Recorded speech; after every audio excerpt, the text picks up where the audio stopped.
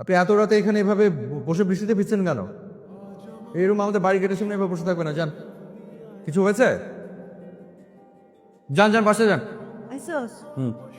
দে দে দে দে দে একটু দে।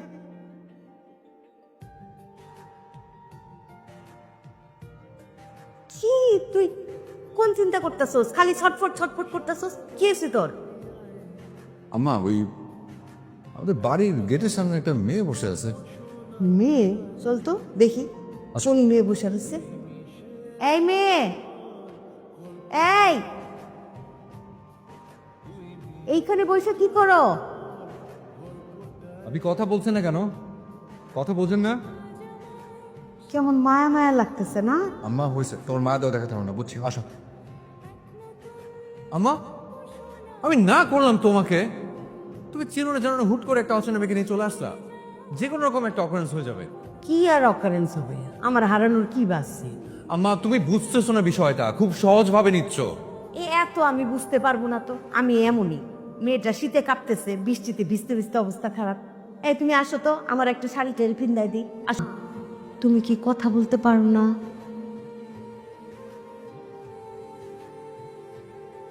আরে খাইছো? খিদা লাগছে না? খিদা লাগছে? আরে তুমি বসো, আমি খাবার দিতেছি, হ্যাঁ? আরে কত ক্ষুধা লাগছিল না? কি ব্যাপার? আদিল, আদিল রে ডাইকা বলো আমি নাস্তা করতে বলছি, নাস্তা। যাও। আরে, কি আশ্চর্য! আপনি ফট করে রুমের মধ্যে পারমিশন ছাড়া ঢুকে গেছেন কেন? এটা কোন ধরনের অবদ্ধতা? আম্মা, আমার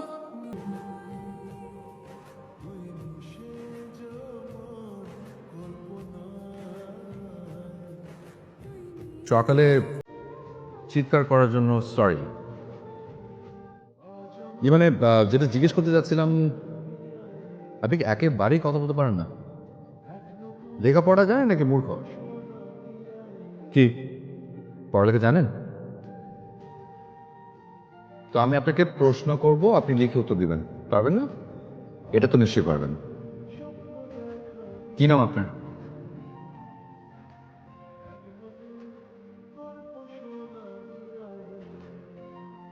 নূপুর। কিসে পড়েন?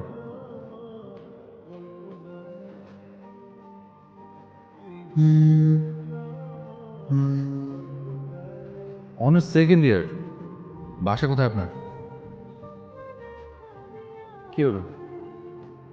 আরে, এই যে দুপুর। এই যে দেখো, আমার ছেলেরে দিয়ে আমি শাড়ি কিনাইছি তোমার জন্য। দেখছো, আমার ছেলের পছন্দ বহুত ভালো। আমি তো নিজেও জানতাম না আমার ছেলের পছন্দ যে এত ভালো। ঠিক আছে, আমি গেলাম রে।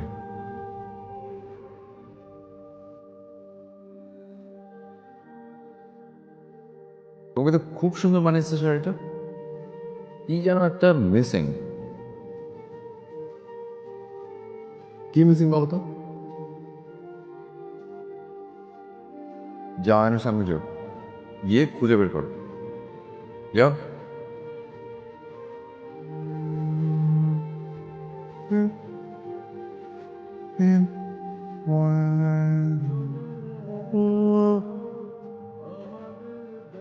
এখন একদম পারফেক্ট। চোখে চোখে ভাসে আমা, আমা কোথায়? তোমার তো জিজ্ঞেস করে লাভ নেই, তো কথা বলো না। চা খেতে যাচ্ছিলাম।